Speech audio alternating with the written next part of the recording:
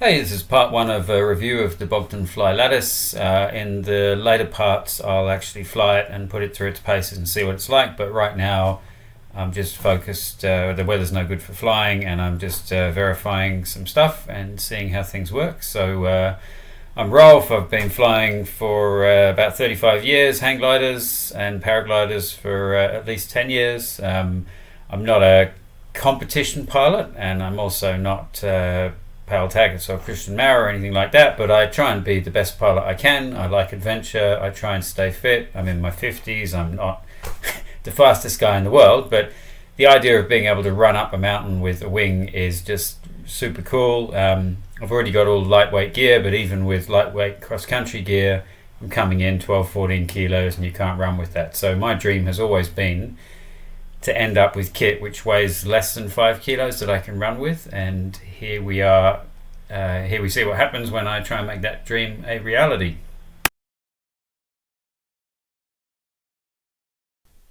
So the first thing I want to check is weights, and so the wing, this is how it arrived, wrapped up with little ribbons, and on my scales it weighs 1638 grams. The Bogdanfly specs say 1540. That's within 100 grams. I don't know if these scales are 100% accurate, but that's close enough for me. So yeah, it's very, very close to the advertised weight, so that's a win.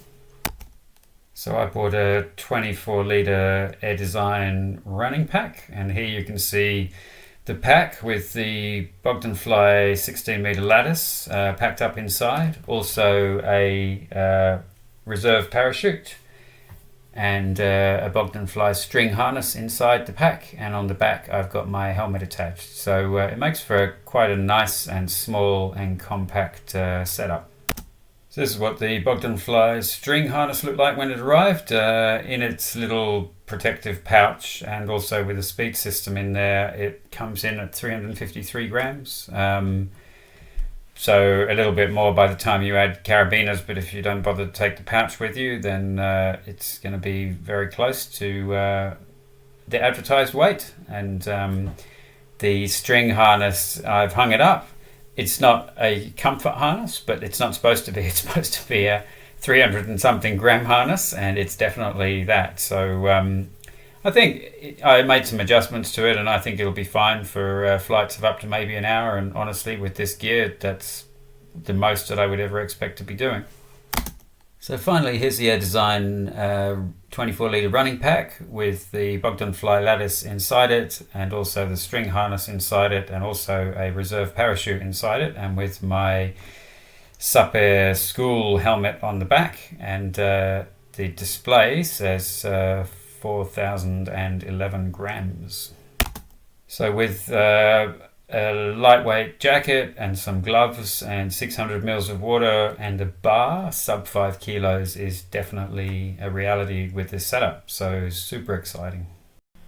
So it's not a good day to go flying today, but I took it out between rain and storm stuff to have a little play with it, and it behaves pretty much just like a regular wing. You can fly it on the A's and C's, and it's quite controllable. Yeah, it feels pretty easy to handle. Obviously it's incredibly light, so just the slightest little puff of wind and it hops up in the air, and it behaves about how you would expect something with this aspect ratio to behave. So yeah, seems to be no problem at all. So near wind reverse launches are easy. What I wanted to know was, if I go with the wind, so this is with about an 8 to 10k an hour wind from behind me, can I forward launch it? And it comes up quick and easy. I don't think there's going to be any problem forward launching this in tailwind conditions. So finally packing it up, so I finished playing with it. There's a moderate breeze coming from behind me, and I'm just using my standard pack-up technique. So I'm just going to find all the leading edge rods and get them parallel to each other. And this has nitinol rods, and so in theory, it's pretty close to being indestructible, but I still try not to overbend rods if I can, and try to bend them the same way each time if I can. So looking at it, I came to the conclusion that probably what's going to work well is if I gather together the leading edge like this. That way all the rods are together, and then basically there's no other reinforcing anywhere in the ring, so the rest of the wing can basically just be stuffed in together with the leading edge. Over the many years, I've asked a lot of manufacturers what the best and worst things were to do when you're packing up a paraglider, and pretty much everybody agrees that the worst thing you can do is pack it up exactly the same way every single time, because each time you fold the material and crease it, you weaken it, you break some fibers in there. So if you're someone who's absolutely obsessive and you pack it up exactly the same way every single time, that actually can cause issues. So my concern here is make sure the lines are inside the canopy, make sure there's nothing abrasive or scratchy that might damage anything. Keep the leading edge all together and protected, and then jam everything else in around it. And what I found, I couldn't find a decent compression bag with a vacuum seal on it, but I found this big Ziploc bag which also has a one-way valve on it, and it's about the right size just to be able to jam the wing in there, and then once the wing is inside it, I can squeeze the air out. So I'll speed this up now so that you can just see everything going in, and the final clip will be me running around with everything in the backpack. So it was windy out there in the field, and the microphone didn't do a very good job of recording sound, but basically I'm very happy with the way the pack fits.